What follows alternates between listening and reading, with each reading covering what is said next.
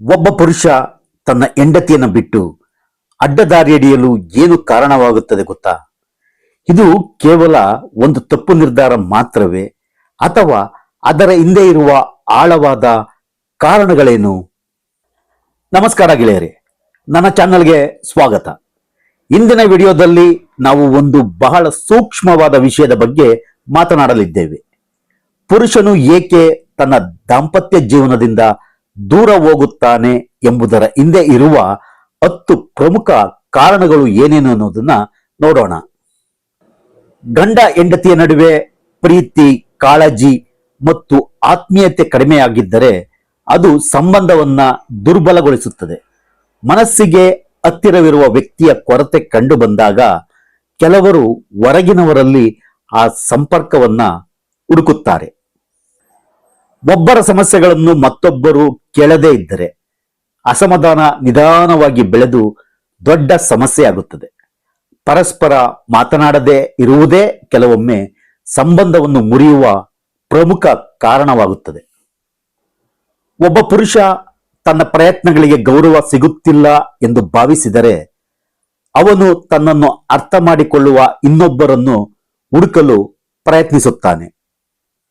ದಾಂಪತ್ಯ ಜೀವನದಲ್ಲಿ ತೃಪ್ತಿ ಇಲ್ಲದಿದ್ದರೆ ಅದು ಸಂಬಂಧದ ಮೇಲೆ ಪರಿಣಾಮ ಬೀರುತ್ತದೆ. ಆದರೆ ಇದು ಮಾತುಕತೆಯ ಮೂಲಕ ಪರಿಹರಿಸಬಹುದಾದ ಸಮಸ್ಯೆ ಎಂಬುದನ್ನ ಮರೆಯಬೇಡಿ. ಒಂದೇ ರೀತಿಯ ಜೀವನದಿಂದ ಬೇಸರವಾದಾಗ ಕೆಲವರು ಹೊಸ ಅನುಭವಗಳನ್ನು ಹುಡುಕುತ್ತಾರೆ. ಇದು ತಾತ್ಕಾಲಿಕ ಆಕರ್ಷಣೆ ಆಗಿದ್ದರೂ ಪರಿಣಾಮಗಳು ಮಾತ್ರ ಗಂಭೀರವಾಗಿರುತ್ತವೆ. ಕೆಲವರು ಸಮಾಜ ಮತ್ತು ತಮ್ಮ ಸುತ್ತಲಿನವರಿಂದ ಪ್ರೇರಿತರಾಗಿ ತಪ್ಪು ನಿರ್ಧಾರಗಳನ್ನ ತೆಗೆದುಕೊಳ್ಳುತ್ತಾರೆ. ವೈಯಕ್ತಿಕ ಒತ್ತಡ ಮತ್ತು ಅಸಮಾಧಾನದಿಂದ ಕೆಲವರು ಜೀವನದ ಸಮಸ್ಯೆಗಳಿಂದ ತಪ್ಪಿಸಿಕೊಳ್ಳಲು ಇಂತಹ ಸಂಬಂಧಗಳಲ್ಲಿ ತೊಡಗುತ್ತಾರೆ. ಅವಕಾಶ ಸಿಕ್ಕಾಗ ಕೆಲ ಸಂದರ್ಭಗಳಲ್ಲಿ ಪರಿಸ್ಥಿತಿಗಳು ಸಹ ವ್ಯಕ್ತಿಯನ್ನು ತಪ್ಪು ದಾರಿಗೆ ಕರೆದೊಯ್ಯುತ್ತವೆ.